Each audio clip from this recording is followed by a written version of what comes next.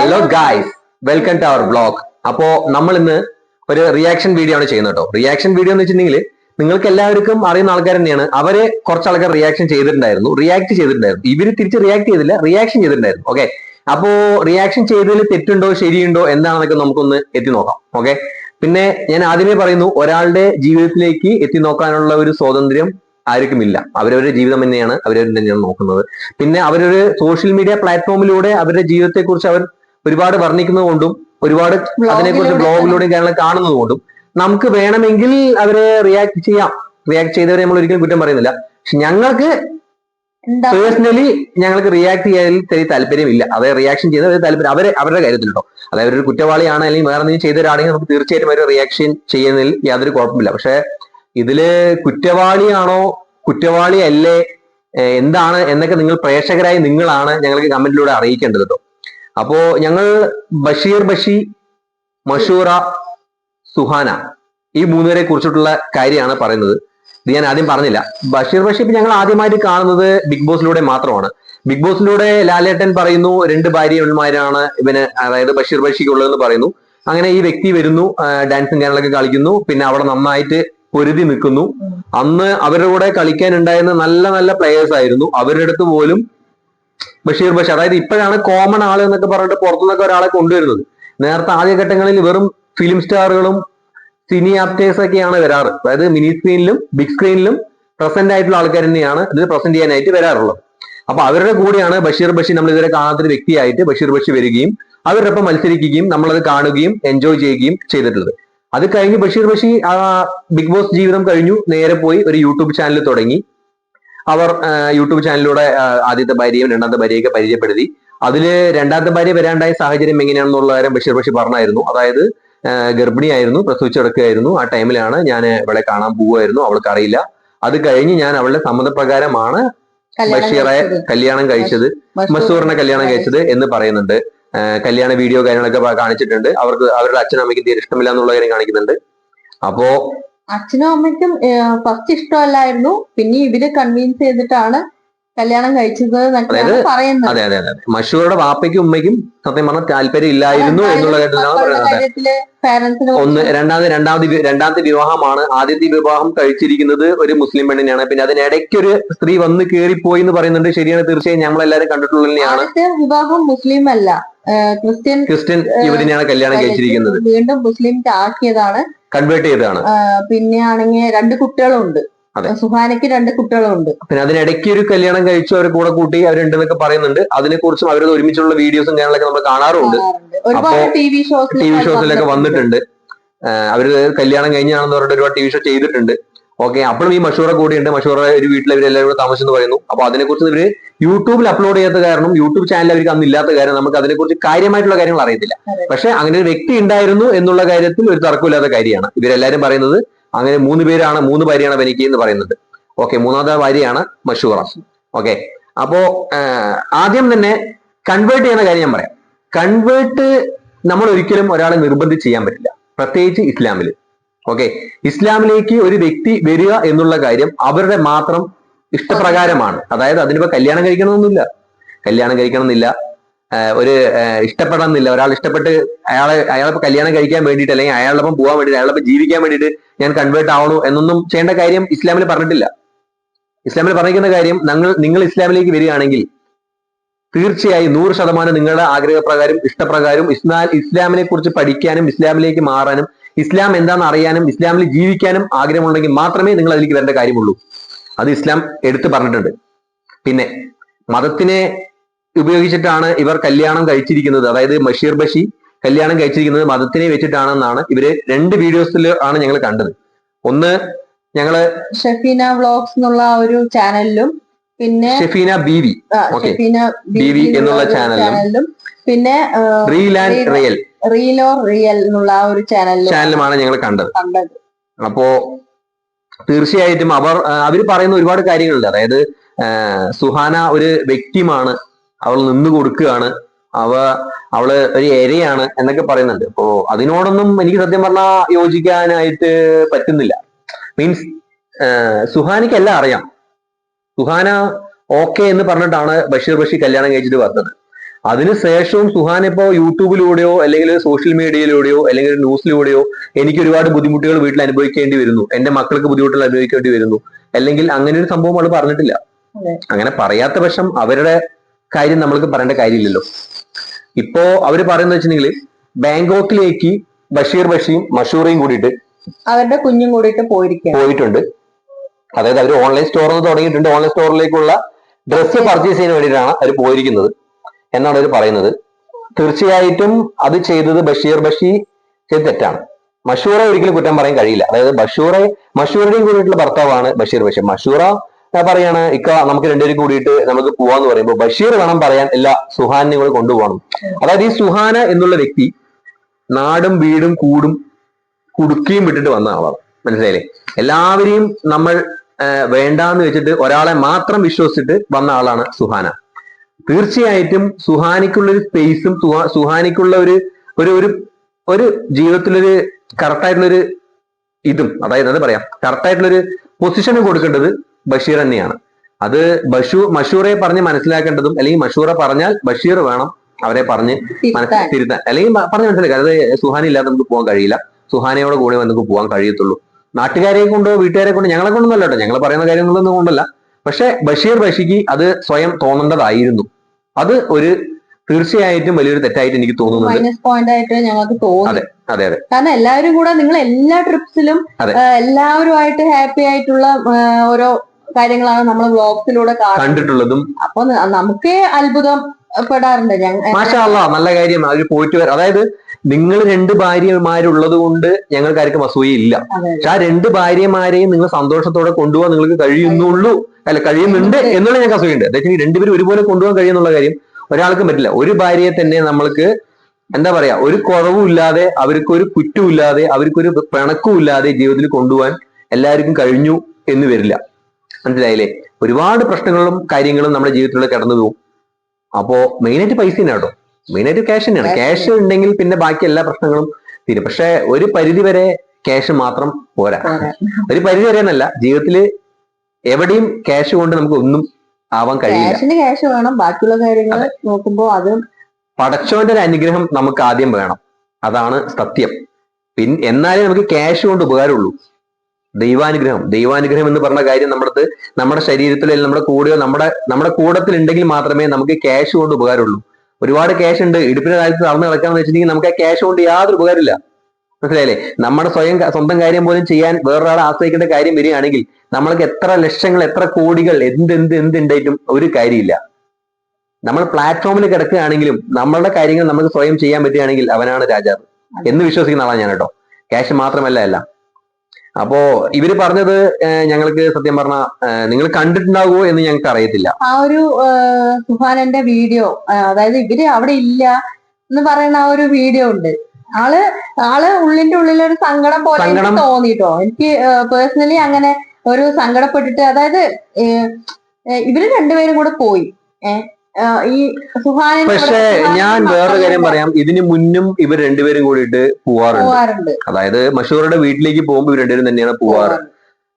എനിക്ക് തോന്നുന്നു സുഹാനയ്ക്ക് വല്ല തലവേദന ഉണ്ടാവാം, പനി ഉണ്ടാവാം, വേറെ എന്തെങ്കിലും പ്രശ്നങ്ങൾ ഉണ്ടാവാം, ശരീര പ്രശ്നങ്ങൾ ഉണ്ടാവാം. അതുകൊണ്ടായിരിക്കും. അല്ലെങ്കിൽ മക്കളുടെ കാര്യം, അതായത് കുട്ടികൾക്ക് ഒരുപാട് ലീവ് എടുക്കാൻ പറ്റില്ല, അങ്ങനെയുള്ള ഒരു കാര്യം കൊണ്ടാവാം. പക്ഷെ ആ ഒരു വീഡിയോ കണ്ടപ്പോ ഒരു സങ്കടം തോന്നി. പേഴ്സണലി ഒരു സങ്കടപ്പെട്ടിട്ട് ഇരിക്കുന്ന പോലെ തോന്നി. ഇവര് അവിടെ എൻജോയ് ചെയ്യുന്നുണ്ടാവും, നമ്മൾ ഒറ്റയ്ക്കാണല്ലോ എന്നുള്ളൊരു ഇതുകൊണ്ടായിരിക്കാം, ചിലപ്പോ മേ ബി അതുകൊണ്ടായിരിക്കാം. എന്തായാലും തോന്നുമല്ലോ, തോന്നാതിരിക്കില്ലല്ലോ ആർക്കാണെങ്കിലും.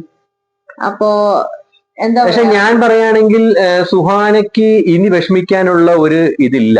മനസ്സിലായില്ലേ? മീൻസ് അതായത് സുഹാനയാണ് ബഷീറിന്റെ അടുത്ത് നിങ്ങൾ വിവാഹം കഴിച്ചോളൂ, കുഴപ്പമില്ല എന്ന് പറഞ്ഞു. ആദ്യത്തെ കുട്ടിയാണെങ്കിലും ഇപ്പൊ 2ാമത് വന്ന ഭാര്യയാണെങ്കിലും 3ാമത്തെ ഭാര്യയാണെങ്കിലും സുഹാനയാണ് അതിന് ഗ്രീൻ സിഗ്നൽ കൊടുത്തിരിക്കുന്നത്. അപ്പോ അത് എന്ത് കാരണം കൊണ്ടാണ് കൊടുത്തത് എന്നുള്ള കാര്യം അത് സുഹാനയുടെ മാത്രം പേഴ്സണൽ ഒപ്പീനിയൻ ആണ്, സുഹാനയുടെ മാത്രം കാര്യമാണ്. അപ്പൊ അതിന് നമ്മൾ തലകിടക്കേണ്ട കാര്യമില്ല. സുഹാന ഇപ്പോ ഒരു പ്ലാറ്റ്ഫോമിലൊന്നും പറഞ്ഞിട്ടില്ലല്ലോ, ഒരു സോഷ്യൽ മീഡിയ പ്ലാറ്റ്ഫോമിലോ ഒരു ചാനലിലോ ഒന്നിലും, അവളുടെ സ്വന്തമായിട്ടുള്ള ചാനലിൽ പോലും സുഹാന പറഞ്ഞിട്ടില്ല ബഷീർക്ക എന്നെ കൊണ്ടുപോകാത്തതിൽ എനിക്ക് വളരെ വിഷമമുണ്ട് എന്നുള്ള കാര്യം. അവരിപ്പോഴും ഹാപ്പി ആയിട്ട് പോകുന്നു, അത്രയല്ലേ നമുക്ക് അറിയാനുള്ള കാര്യമുള്ളൂ. പിന്നെ വ്യക്തിമാണ് സുഹാനയ്ക്ക് വിവരമില്ല, അല്ലെങ്കിൽ സുഹാന എന്താ പറയാ അവിടെ കടിച്ചു തൂങ്ങി കിടക്കുകയാണ്, സുഹാനിക്ക് അങ്ങനെ കിടക്കേണ്ട കാര്യമില്ല, സുഹാനിക്ക് സുഹാനയുടെ കാര്യം നോക്കി പോകാം, ജീവിതം ഒന്നല്ലേ ഉള്ളൂ. ഞാൻ ഒരൊറ്റ കാര്യം ചോദിച്ചോട്ടെ, കഴിഞ്ഞ പ്രാവശ്യത്തെ ബിഗ് ബോസ് നിങ്ങൾ ആരെങ്കിലും കണ്ടായിരുന്നു എന്നുള്ള കാര്യം എനിക്കറിയില്ല. അതില് വിന്നർ ജിൻഡപ്പൻ എങ്ങനെയാണ് വിജയിച്ചെന്നുള്ള കാര്യം സത്യം പറഞ്ഞാൽ അറിയില്ല കേട്ടോ. വെറും മണ്ടത്തരം മാത്രമേ ചെയ്യാറുള്ളൂ, മണ്ടത്തരം മാത്രമേ പറയാറുള്ളൂ. പക്ഷെ അതാണ് ആളുടെ ഗെയിം. ആ ഗെയിം എങ്ങനെയാണെന്നുള്ളത് എന്താ പറയാ ക്രിയേറ്റ് ചെയ്തിട്ടല്ലേ. ഇപ്പോഴൊക്കെ ജിൻഡപ്പൻ വരുന്ന കാണുമ്പോൾ ജിൻഡപ്പൻ അത്രത്തോളം വിവരക്കേട് ഉള്ള ആളാണെന്ന് നമുക്ക് തോന്നുന്നില്ല. അതായത് ബിഗ് ബോസിൽ കണ്ട ഒരാളെ അല്ല. അപ്പോ സുഹാന തീർച്ചയായും സുഹാനയുടെ ജീവിതത്തിൽ ചെറിയ കാര്യങ്ങൾ അങ്ങനെ കൊണ്ടുപോയാൽ മതി, അല്ലെങ്കിൽ അങ്ങനെ മതി എനിക്കിന്ന് സുഹാന വിചാരിക്കുന്നുണ്ടാവും. അതുകൊണ്ടാണല്ലേ സുഹാൻ അങ്ങനെ കൊണ്ടുപോകുന്ന നമുക്ക് വിചാരിക്കാം. മനസ്സിലായില്ലേ? ഇപ്പോ നമുക്ക് ഷെഫീന ബീവി പറയുന്ന ആ ഒരു കേട്ടു നോക്കാം. ഇത്ര നേരം കേൾക്കേണ്ടത് ഇതെന്താണ് സുഹാന മാത്രമുള്ളല്ലേ? യെസ്, ഞാൻ മാത്രമേ ഉള്ളൂ, ഞാനും പിള്ളേരും മാത്രമേ ഉള്ളൂ വീട്ടിൽ. ഒരു സർപ്രൈസ് എന്ന് പറയണോ എന്താണ് പറയേണ്ടതെന്ന് അറിഞ്ഞൂടെ. ഇപ്പം മഷുവും ബഷീയും എബ്രവും ബാങ്കോക്കിലാണ്. ഇതിന്റെ കമന്റ്സ് ആണ് അത്ഭുതം തോന്നിയത്. കമന്റ്സ് ഫുള്ള് ആ പെണ്ണിന് വേണ്ടിയിട്ടുള്ളതാണ്. തീർച്ചയായും കമന്റ്സിൽ ഇപ്പൊ ഒരുപാട് പേര് ചിലപ്പോ നെഗറ്റീവ് ഇട്ടുണ്ടാവും, ഇല്ലാന്ന് ഞാൻ പറഞ്ഞില്ല. അതിപ്പോ നല്ല ബ്ലോഗിന്റെ അടിയിലും നെഗറ്റീവ് ഇടുന്ന ഒരുപാട് ആൾക്കാരുണ്ട്. പിന്നെ ഇവര് ഹാർട്ട് ബ്ലോക്ക് ആവുന്ന പോലെയൊക്കെ ഒരു പിച്ച് ഇട്ടിട്ടാണ് ഇട്ടിരിക്കുന്നത്. മനസ്സിലായില്ലേ? അപ്പോ സുഹാനിക്ക് അങ്ങനെ ഒരു പ്രശ്നം ഉണ്ടായിട്ടോ സുഹാനെ വേറെ ഒരു പ്ലാറ്റ്ഫോമിൽ ഒന്നും പറഞ്ഞിട്ടില്ല. നമ്മൾ നേരത്തെ പറഞ്ഞ കാര്യമാണ്. പിന്നെ മനസ്സിലായില്ലേ? പിന്നെ ഇവർ പറയുന്ന ഒരു കാര്യമുണ്ട്, കമ്മ്യൂണിറ്റി. അതായത് ഈ കമ്മ്യൂണിറ്റി വിഷയത്തിൽ ഇത് തെറ്റൊന്നുമല്ല, അവക്കറിയാം അവൻ അങ്ങനെയാണ്. പക്ഷെ നിവൃത്തിയില്ല. വീട്ടിലേക്ക് ചെന്നാൽ അച്ഛൻ നോക്കത്തില്ല, കുടുംബത്തിൽ നിന്ന് വിട്ടുപോയി, അമ്മയില്ല, ഒറ്റപ്പെട്ട് ആഹാരത്തിന് കഷ്ടപ്പെട്ട ഒരു കാലഘട്ടം.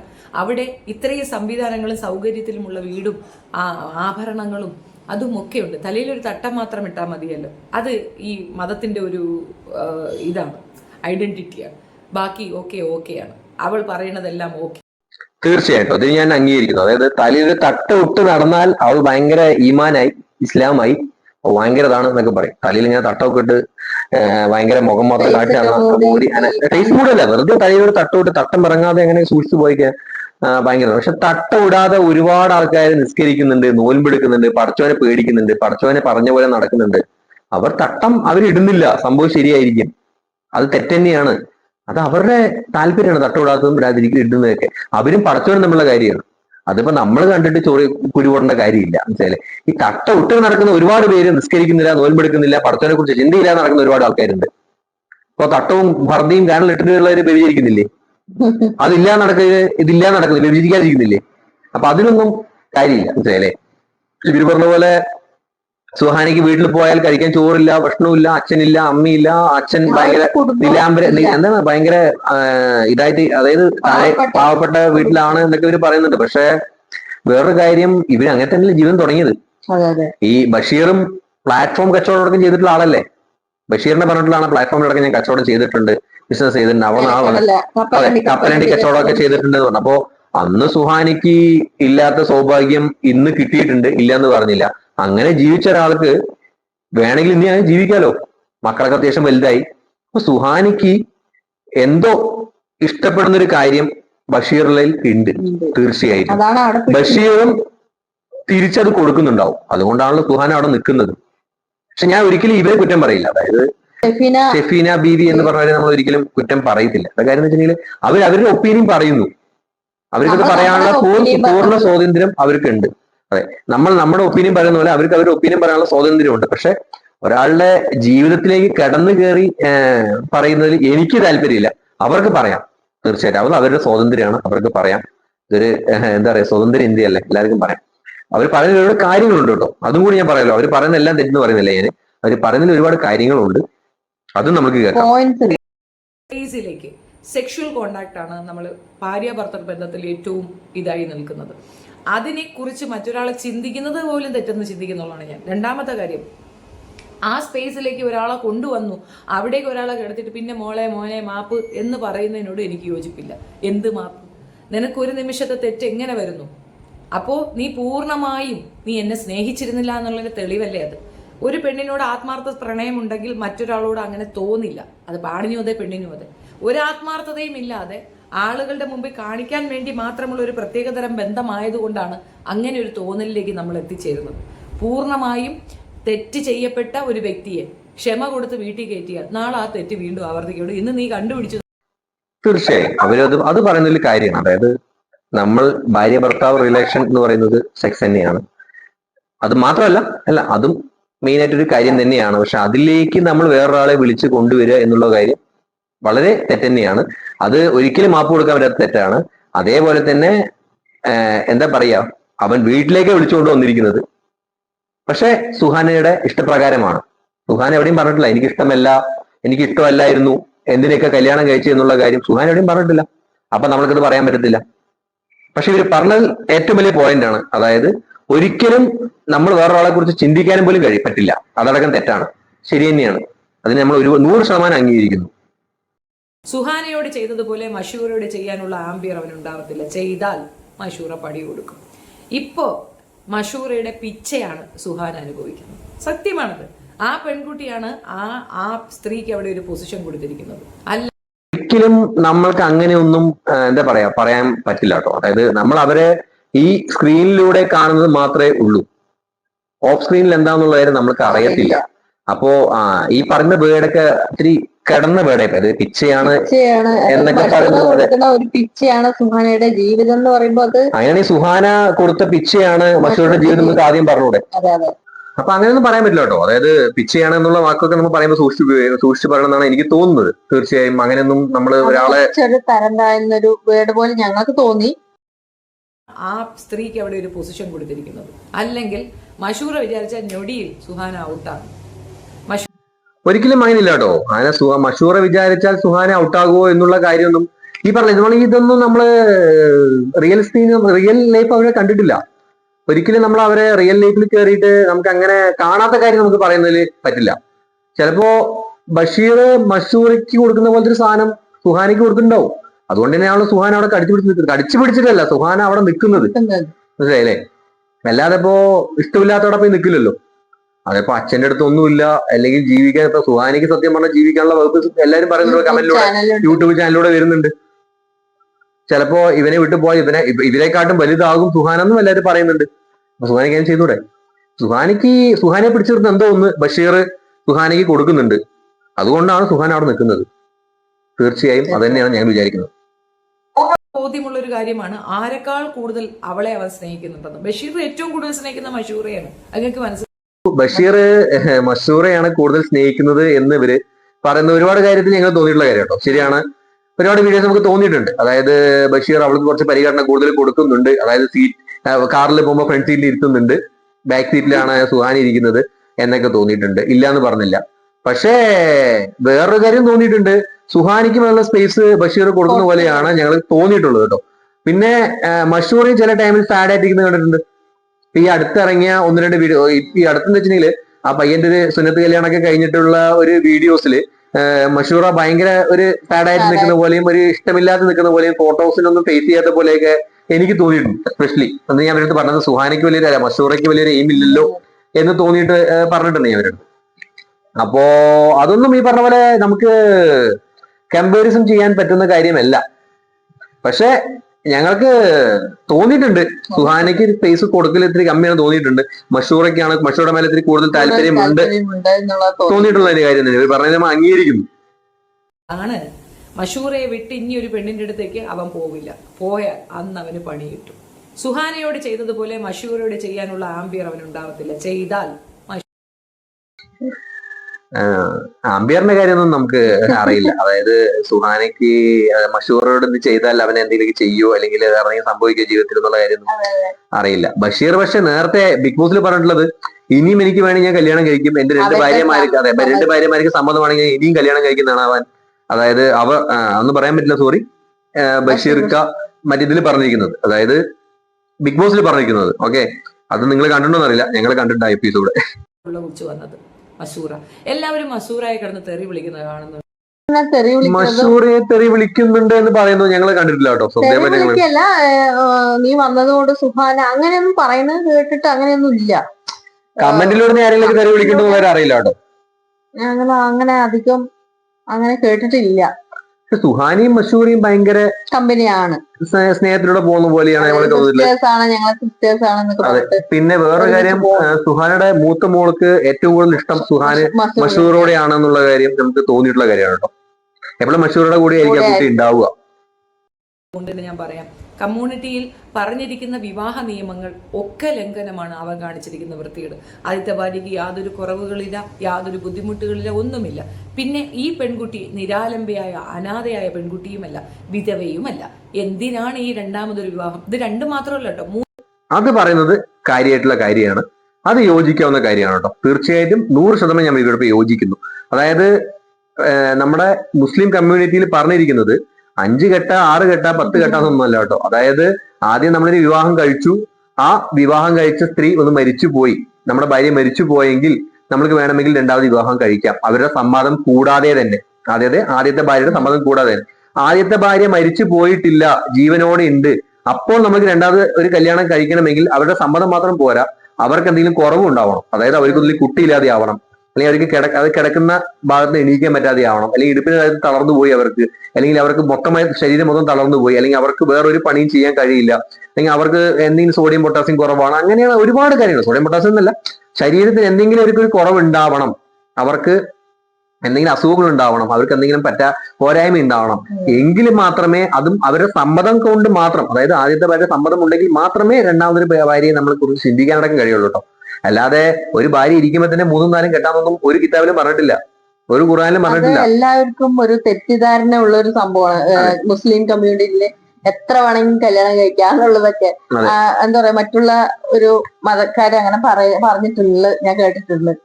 പിന്നെ ബഷീർ ചെയ്തതിൽ ഏറ്റവും വലിയൊരു തെറ്റ് എനിക്ക് ചൂണ്ടിക്കാണിക്കാനായിട്ടുള്ളത്, സുഹാന പ്രസവിച്ച് കിടക്കുമ്പോൾ, രണ്ടാമത്തെ കുട്ടിയെ പ്രസവിച്ച് കിടക്കുമ്പോഴാണ് മഷൂറെ കാണാൻ പോയിരിക്കുന്നത്. ഞങ്ങൾ കാണാൻ പോവും, ഹോസ്റ്റലിലെ ഓപ്പോസിറ്റ് നിൽക്കും, ഞാൻ കാണും, അങ്ങനെ സംസാരിക്കും, അങ്ങനെ വരും എന്നൊക്കെ പറഞ്ഞു. സംഭവം ശരിയാണ്, കേൾക്കുമ്പോൾ നമുക്കൊരു പൈകിളിയാണെങ്കിലും. പക്ഷെ ഒരു ഭാര്യയും കേൾക്കാൻ ആഗ്രഹിക്കാത്ത ഒരു സ്ത്രീ പ്രഗ്നന്റ് ആയി പ്രസവിക്കുന്നു, അല്ലെങ്കിൽ ആ ഒരു ടൈമിൽ അവർ അനുഭവിക്കുന്ന ഒരുപാട് വേദനകളുണ്ട്. അതായത് അങ്ങോട്ടാണോ ഇങ്ങോട്ടാണോ എന്നടക്കം നമ്മൾക്ക് അറിയാത്ത ഒരു സിറ്റുവേഷൻ ആണ് പ്രസവം എന്ന് പറയുന്ന ഒരു പ്രോസസ്. അതൊരു കറക്റ്റായിട്ടുള്ള രീതിയിൽ നടന്നാൽ മാത്രമേ അമ്മയും കുഞ്ഞെയും നമുക്ക് ഇങ്ങോട്ട് ജീവനോട് തിരിച്ചു കിട്ടുള്ളൂ. അപ്പോൾ അവരുടെ ജീവൻ പോലും പണയം വെച്ചിട്ടാണ് അവരൊരു കുട്ടിക്ക് ജന്മം കൊടുക്കുന്നത്. അപ്പൊ ജന്മം നൽകിയ ആ ടൈം നൽകിയ ആളെന്നെ, അതായത് ഒരു കുട്ടിക്ക് ജന്മം നൽകിയ ആള് വേറൊരാളുടെ പിന്നാലെ പോകുക, അവരെ സ്നേഹിക്കുക, അതിനുശേഷം ഇവരടുത്ത് വന്നിട്ട് ഞങ്ങൾ അങ്ങനെ അവരെ കണ്ടു, ഇഷ്ടപ്പെട്ടു, അവളെ കല്യാണം കഴിക്കാൻ താല്പര്യപ്പെടുന്നുണ്ട്, കല്യാണം കഴിച്ചോട്ടെ എന്നൊക്കെ ചോദിക്കുന്നത് വലിയ തെറ്റാണ്. അങ്ങനത്തെ ഒരു അവസ്ഥയിലായിരിക്കില്ല, അങ്ങനത്തെ ഒരു മാനസികാവസ്ഥയായിരുന്നു. എന്റെ ഭാര്യയൊക്കെ ഐശ്വര്യൊക്കെ പ്രസവിച്ച് ആദ്യത്തെ കൂടി പ്രസവിച്ച പെൺകുട്ടിയായിരുന്നു. അപ്പൊ പ്രസവം കഴിഞ്ഞിട്ട് ഞാൻ ഐശ്വര്യ വരുന്ന തമാശ എന്ന് പറഞ്ഞപ്പോൾ തന്നെ അവൾക്ക് അംഗീകരിക്കാൻ കഴിഞ്ഞില്ല. അത്രയും ദേഷ്യത്തിലും, അതായത് പ്രസവിച്ചതിനല്ല ദേഷ്യം, അപ്പോൾ അനുഭവിച്ച ആ ഒരു വേദന. ആരും ഇല്ലാതിരുന്ന ഒരു സമയം, പ്രസവിക്കാൻ മുമ്പ് ആരും ഉണ്ടായിരുന്നില്ല, ഞാനും ഐശ്വര്യവും മാത്രമാണ് ഹോസ്പിറ്റലിലേക്ക് പോയത്. ഞങ്ങൾ രണ്ടുപേരും കൂടെ പോയി, മൂന്നാമത്തെ ഒരാളെ കൊണ്ടുപോകുന്നു. ഞങ്ങൾ ഇപ്പം പറയും, ഇപ്പൊ രണ്ടാമത് ഞങ്ങൾ 3 പേരും കൂടി 4ാമത്തെ ഒരാളെ കൊണ്ടുപോകുന്നു. അപ്പൊ ആരും ഇല്ലാതെ ഇരിക്കുമ്പോൾ ഒരു വിഷമമുണ്ടല്ലോ, അത് വേറെ വിഷമമായിരിക്കും. മനസ്സിലായില്ല, അത് ആരും പറഞ്ഞറിയിക്കാൻ കഴിയില്ല. അത് ഇതുപോലെ ആരും ഇല്ലാത്തവർക്ക് മാത്രമേ അതിന്റെ വിഷമം എന്താണെന്നുള്ളവരെ അറിയത്തുള്ളൂ. അപ്പൊ അങ്ങനെ വിഷമിച്ചിരിക്കുന്ന ഒരു സ്ത്രീയോട് പോയിട്ട് ഞാൻ ഇനി ഒരു കല്യാണം കഴിക്കാൻ പോവാണെന്ന് പറയുന്നത് എത്ര വലിയ തെറ്റാണ്. അവർക്ക് എങ്ങനെ അവരത് ഇമേജിൻ ചെയ്തു, അവരെങ്ങനെ അത് സമ്മതിച്ചു എന്നുള്ള കാര്യമൊക്കെ നമുക്ക് പോലും അത്ഭുതം പെടുത്തുന്ന ഒരു കാര്യമാണ് അത് എങ്ങനെ നടന്നു എന്നുള്ളത്. പിന്നെ രണ്ടാമതൊരു പെൺകുട്ടി അവരുടെ വീട്ടിലുണ്ടായിരുന്നല്ലോ, ഒരു ഹിന്ദു പെൺകുട്ടി അവരുടെ വീട്ടിലുണ്ടായിരുന്നല്ലോ. ആ ഒരു എക്സ്പീരിയൻസ് അവർക്ക് ഉണ്ടാകുമായിരിക്കാം. അതുകൊണ്ടാണ് സുഹാനിക്കുള്ളത് കൊണ്ടാണ്. പിന്നെ ആ കുട്ടി ഒരുപാട് പീഡനങ്ങളൊക്കെ ഉണ്ടായിട്ട് പോയി എന്നാണ് പറയപ്പെടുന്നത്, കേട്ടിട്ടുള്ളത്. കുറിച്ച് നമുക്ക് ഈ പറഞ്ഞ പോലെ ഇവര് രണ്ടുപേരും അങ്ങോട്ടും ഇങ്ങോട്ടും പറയാൻ മാത്രം നമുക്ക് അറിയുള്ളൂ. അതിലേക്കൊന്നും നിങ്ങൾ കിടക്കുന്നില്ല. മേട്ടർ നമ്മുടെ ഇവര് ബാങ്കോക്കിലേക്ക് പോയി സുഹാനെ കൊണ്ടുപോയില്ല, അതുകൊണ്ട് സുഹാനിക്ക് വിഷമമായെന്നാണല്ലോ. അപ്പൊ അതിലേക്ക് തന്നെ നമുക്ക് തിരിച്ചു വരാം. ഓക്കെ, അപ്പൊ ഇവര് പറയുന്ന കുറച്ചുകൂടി കാര്യങ്ങൾ അത് കേട്ട് നോക്കൂട്ടോ. ഇതിന്റെ ഇടയ്ക്ക് ഒരു ഹിന്ദു പെൺകുട്ടിയെ അവൻ കൈവച്ചിട്ടുണ്ട്. ആകെ മൊത്തം മതമൈത്രിയാണ് ആ കുടുംബം എന്ന് എനിക്ക് പലപ്പോഴും തോന്നിയിട്ടുണ്ട്. ഒന്ന് സുഹാന ക്രിസ്ത്യൻ, രണ്ടാമതൊരു പെൺകുട്ടി, അവളുടെ പേര് ഞാൻ പറയാൻ ഉദ്ദേശിക്കുന്നുണ്ട്, കാരണം അവളിപ്പോൾ സ്വസ്ഥമായി മറ്റൊരു ജീവിതത്തിൽ ജീവിക്കുന്നത് കൊണ്ടാണ്. ഹിന്ദു ആയിരുന്നു, ആ കുട്ടിയെ വീട്ടിൽ കൊണ്ടുവന്നു, ഇവന്റെ ഇച്ഛയ്ക്ക് വഴങ്ങിയിട്ടില്ല, ഇവൻ പറയുന്ന കണക്കൊന്നും കൂത്തടിച്ചില്ല, ഇവന്റെ സ്ട്രാറ്റജി ഇതായിരുന്നു, ഇങ്ങനെ വ്യൂ. അതെ, അപ്പൊ മൂന്നാമതെയാണ് സുഹാന, അല്ല മസൂറ എന്നാണ് ആള് പറയുന്നത്. ഓക്കെ, ഈ താത്ത പറയുന്നത്. ഓക്കെ, ശരിയാണ്. ഈ പറഞ്ഞ പോലെ ഈ രണ്ടാമത് വന്ന പെൺകുട്ടിയുടെ പേര് ഞങ്ങൾക്ക് അറിയാം, പക്ഷെ ഞങ്ങളും പറയുന്നില്ല. അതായത് അവർ വേറൊരു കമ്മ്യൂണിറ്റിയിൽ നിന്ന് വന്നു, അവർക്ക് വേറൊരു ജീവിതം ജീവിച്ചുകൊണ്ടിരിക്കുന്നു, അവർ അവരുടെ ഇഷ്ടത്തിൽ ജീവിക്കുന്നു. അപ്പൊ നമ്മൾ അവരെ വലിച്ചിടേണ്ട കാര്യമില്ലല്ലോ. വെറുതെ ഒരു ആൾക്ക് വിഷമം ഉണ്ടാക്കുന്ന കാര്യം നമ്മൾ മൂലം വീണ്ടും വരെ വിഷമിപ്പിക്കേണ്ട കാര്യം വരുന്നില്ലല്ലോ. അപ്പൊ ഇനിയും അവർ കുറെ കാര്യങ്ങൾ പറഞ്ഞിട്ടുണ്ട്, നമുക്ക് ഒന്നുകൂടി കേട്ട് നോക്കാം ബാക്കിയുള്ള കാര്യങ്ങൾ എന്തൊക്കെയാണെന്ന്. കൗതുക കാഴ്ചകളാണ്, ക്യൂരിയോസിറ്റിയുടെ ബേസിലാണ് ആളുകൾ അവരെ കാണുന്നത് വസ്തുതയാണ്. എന്നാൽ ഒരു കമ്മ്യൂണിറ്റി അവഹേളിക്കാൻ ഏറ്റവും ധാരാളമാണ് ഇവന്റെ ഈ ലൈഫ് ഹിസ്റ്ററി എന്നുള്ളതാണ് എനിക്ക് മനസ്സിലായിട്ടുള്ളത്. രണ്ടു കാര്യമാണ് ഇവർ പറഞ്ഞിരിക്കുന്നത്. അതായത് ക്യൂരിയോസിറ്റി മൂലമാണ് ഇവരുടെ ചാനൽ കാണുന്നത് എന്നാണ് ഇവർ പറയുന്നത്. ഒരിക്കലും ക്യൂരിയോസിറ്റി മൂലമൊന്നുമല്ല ഞങ്ങൾ കണ്ടിട്ടില്ല കേട്ടോ. അതായത് മഷൂറുടെ ബ്ലോഗ് ഞങ്ങൾ കാണാറുണ്ട്, ബഷീർ ബഷീറുടെ ബ്ലോഗ് കാണാറുണ്ട്, സുഹാനയുടെ ബ്ലോഗ് കാണാറുണ്ട്, മക്കളുടെ ബ്ലോഗ്സ് കാണാറുണ്ട്. അപ്പോ അവരൊക്കെ കാണിക്കുന്ന കണ്ടന്റും അവരുടെ പ്രസന്റേഷനും ഇഷ്ടപ്പെട്ട് തന്നെയാണ് ഞങ്ങൾ ചാനൽ കാണാറുള്ളത്. അല്ലാതെ ഇവരുടെ വീട്ടിൽ എന്തൊക്കെ അടിയാ ഉണ്ടായിട്ടുള്ളത്, അല്ലെങ്കിൽ എന്തൊക്കെ തല്ല ഉണ്ടായിട്ടുള്ളത്, അല്ലെങ്കിൽ ഇവരെങ്ങനെ തല്ലി പിരിയും എന്നുള്ള കാണാൻ വേണ്ടിയിട്ടുള്ള ക്യൂരിയോസിറ്റി കൊണ്ടൊന്നും അല്ല. ക്യൂരിയോസിറ്റി കൊണ്ട് മാത്രം കാണുന്നു എന്ന് ആൾക്കാർ പറയുന്നത് എനിക്ക് വലിയ യോജിക്കുന്ന കാര്യമല്ല. എല്ലാവരും ക്യൂരിയോസിറ്റി മാത്രം കൊണ്ടായിരിക്കില്ല. അതെ, ഇപ്പൊ ഞങ്ങൾ വീഡിയോ ചെയ്യുന്നുണ്ട്, അത് കാണാൻ ഇഷ്ടപ്പെടുന്ന കുറച്ച് പേരെങ്കിലും ഉണ്ടാവും. ഒരു 10 പേരോ 15 പേരോ 100 പേരോ 50 പേരോ അത്രയെങ്കിലും ഉണ്ടാവും. പക്ഷെ അവര് ഞങ്ങളെ ക്യൂരിയോസിറ്റി മൂലം തന്നെയല്ലേ കാണുന്നത്. എന്താ വീഡിയോ ഇട്ട് ക്യൂരിയോസിറ്റി മൂലമാണെന്ന് പറഞ്ഞാൽ എല്ലാ ക്യൂരിയോസിറ്റി മൂലം തന്നെയാണ്. പക്ഷെ നമ്മളിടുന്ന കണ്ടന്റ്, നമ്മളുടെ പ്രസന്റ്, നമ്മൾ ചെയ്യുന്ന വീഡിയോന്റെ ക്വാളിറ്റി അനുസരിച്ചിരിക്കും നമ്മളുടെ ആൾക്കാര് നമ്മളെ ഇഷ്ടപ്പെടുന്നതും വ്യൂവേഴ്സ് ആവുന്നതും ഇതാകുന്നതായിട്ട്. ഓക്കെ, പിന്നെ കമ്മ്യൂണിറ്റി അവഹേളിക്കുക, തീർച്ചയായും ഞാൻ പറഞ്ഞില്ലേ, നേരത്തെ പറഞ്ഞ അതേ തന്നെയാണ്. നമ്മുടെ ആദ്യത്തെ ഭാര്യയ്ക്ക് പൂർണ്ണ സമ്മതം ഉണ്ടെങ്കിൽ, അവർക്ക് എന്തെങ്കിലും അംഗവൈകല്യം ഉണ്ടെങ്കിൽ, അല്ലെങ്കിൽ നമ്മൾ വീണ്ടും കല്യാണം കഴിക്കുന്ന സ്ത്രീ അനാഥയാണെങ്കിൽ, അല്ലെങ്കിൽ അവർ വിധവയാണെങ്കിൽ, അതെ ഡിവേഴ്സ് ആണ്, വിധവയാണ്, അങ്ങനെ എന്തെങ്കിലും പ്രശ്നമുള്ളവളാണെങ്കിൽ അങ്ങനെ കല്യാണം കഴിക്കാമല്ലാതെ, അതും സമ്മതത്തോടെ ചെയ്യാമല്ലാതെ, അല്ലാതെ ഒരു സ്ത്രീയെ കൈപിടിച്ച് കൂട്ടിക്കൊണ്ടുവന്നതിൽ ഇസ്ലാം കൂട്ടു നിൽക്കില്ല. ഓക്കെ, അപ്പോ ഇത്രയൊക്കെയാണ് ഇവര് പറഞ്ഞിരിക്കുന്നത്. ഓക്കെ, ഇനി ഇത് കഴിഞ്ഞിട്ട് ചാനലും കൂടി ഉണ്ട്,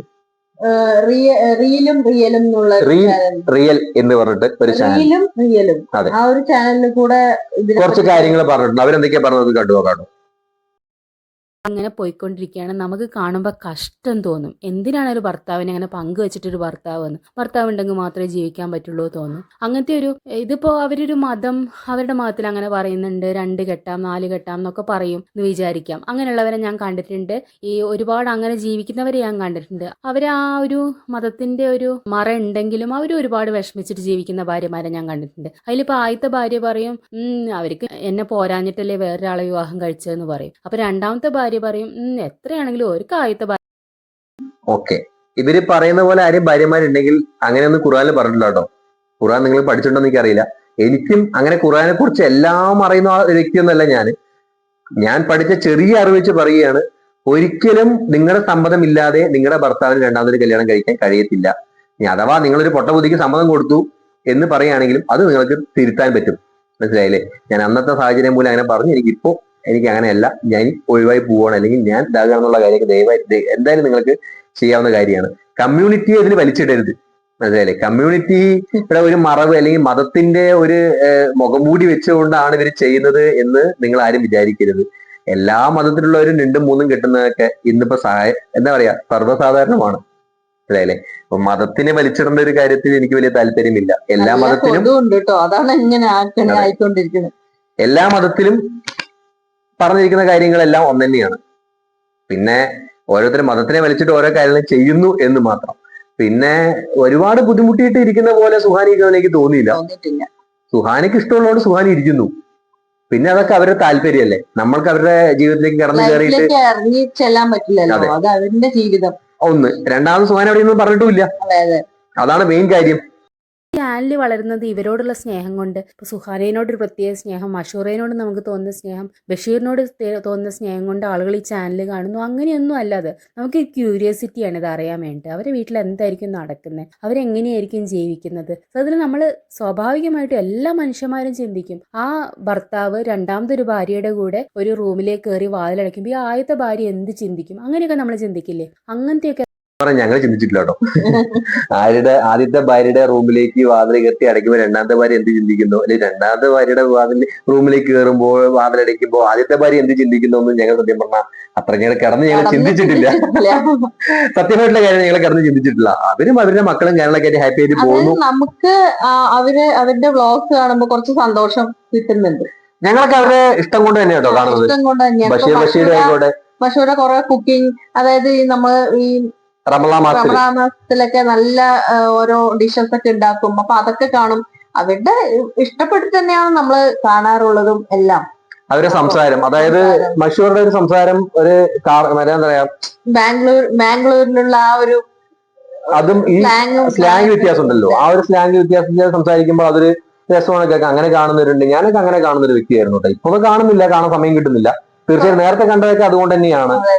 പിന്നെ ബഷീർ ചെയ്യുന്ന ഓരോ കാര്യങ്ങൾ, ഇക്കാനെ വിളിച്ചിട്ട് വരാറുണ്ട്, പിന്നെ അവര് ട്രിപ്പ് പോവാറുണ്ട്.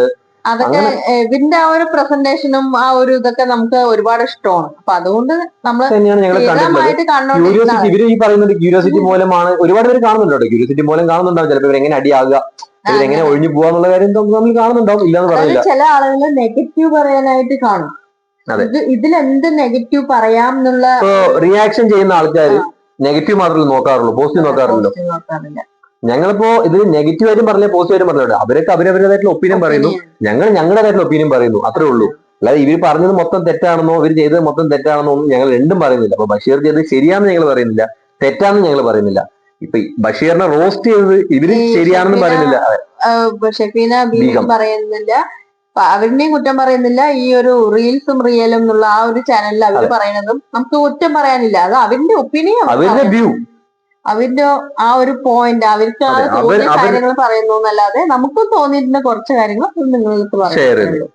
എന്ന് പറഞ്ഞ വ്യക്തിക്ക് യാതൊരു സെൽഫ് റെസ്പെക്റ്റും ഇല്ല എന്ന് വിചാരിക്കേണ്ടി വരും. അല്ലെങ്കിൽ ഒരിക്കൽ നമ്മൾ സുഹാനയെ നിങ്ങള് ഒന്നുകൂടി വ്യക്തമായി കേൾക്കണ്ടോ, സുഹാനിക്ക് സെൽഫ് റെസ്പെക്ട് ഇല്ല എന്നാണ് ഇവർ പറയുന്നത്. ഒന്നുകൂടി ഞാനത് വെക്കാം. ഓക്കെ, അത്ഭുതപ്പെട്ടു പോകും ഇങ്ങനത്തെ കാര്യങ്ങളൊക്കെ കാണുമ്പോൾ. യഥാർത്ഥത്തിൽ ചിന്തിക്കുമ്പോൾ ഈ സുഹാന എന്ന് പറഞ്ഞ വ്യക്തിക്ക് യാതൊരു സെൽഫ് റെസ്പെക്റ്റും ഇല്ല എന്ന് വിചാരിക്കേണ്ടി വരും. അല്ലെങ്കിൽ ഒരിക്കൽ നമ്മൾ സുഹാനയുടെ ഒരു സ്ഥാനത്ത് നിന്ന് ചിന്തിക്കുകയാണെങ്കിൽ നമ്മൾ എന്ത് ചെയ്യും? ഒന്നുമില്ലെങ്കിൽ ഭർത്താവിനോട് പറയും, നിങ്ങൾ ഈ ബന്ധം തുടരാൻ പാടില്ല എന്ന് പറഞ്ഞിട്ട് അത് ഒഴിവാക്കാൻ പറയും. അതല്ല, അയാൾ ആ ബന്ധം തുടരുന്നാണെങ്കിൽ ആയിക്കോട്ടെ, നിങ്ങൾ തുടർന്നോളൂ, ഞാൻ എന്റെ പാട്ടിന് പോവാന്ന് പറഞ്ഞിട്ട് ഒഴിവാക്കും. ഓക്കെ, അത് നമ്മളല്ലല്ലോ സുഹാന, അല്ലെ?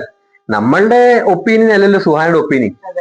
അപ്പൊ സുഹാനിക്ക് സ്വന്തമായിട്ടൊരു നിലപാടില്ല എന്ന് പറയുന്നതിൽ എനിക്ക് വലിയൊരു താല്പര്യമില്ല. സുഹാന വേറൊരു കാര്യം, സുഹാന ഭയങ്കര ബോൾഡാണ്. അതായത് പഠിക്കുന്ന കാലത്ത് തന്നെ സ്കൂൾ ലീഡറാണ്. അപ്പൊ അത്രയും ബോൾഡ്നെസ് ആയിട്ടുള്ള ഒരാളിനെയാണ് സ്കൂൾ ലീഡർ ആക്കുക. അതും ബോയ്സ് ആണ് കൂടുതലുള്ളത് ആ സ്കൂളില്. അങ്ങനെയൊക്കെ ഒരു സ്റ്റോറി ഞാൻ കേട്ടിട്ടുണ്ട്, ഇതിന്റെ ചാനലിലൂടെ പറഞ്ഞു തന്നെയാണ്.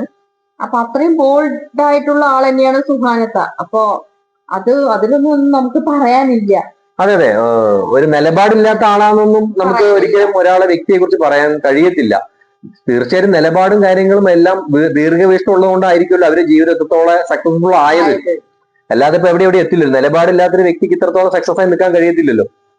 പിന്നെ സുഹാനിക്ക് വേണമെങ്കിൽ ചിലപ്പോ മാറി നിൽക്കാം, എന്താ പറയാ, യൂട്യൂബ് വരുമാനവും കാര്യങ്ങളൊക്കെ ഉണ്ട്. എന്നിട്ടും പോവാതെ ഇവിടെ തന്നെ പിടിച്ചു നിൽക്കാന്നുണ്ടെങ്കിൽ ഇവരോടുള്ള സ്നേഹം, ഇവരുടെ ആ ഒരു കണക്ഷൻ ഉണ്ടല്ലോ, ഈ 3 പേരും തമ്മിലുള്ള ഒരു കണക്ഷൻ ഉണ്ട്, ഒരു ബോണ്ടിങ് ഉണ്ട്. അത് എന്താണ് എന്നുള്ള കാര്യം സത്യം പറഞ്ഞാൽ നമ്മൾ അവരൊപ്പം പോയി പുറത്തു നിന്ന് ജീവിച്ചാൽ മാത്രമേ നമുക്ക് അറിയത്തുള്ളൂ.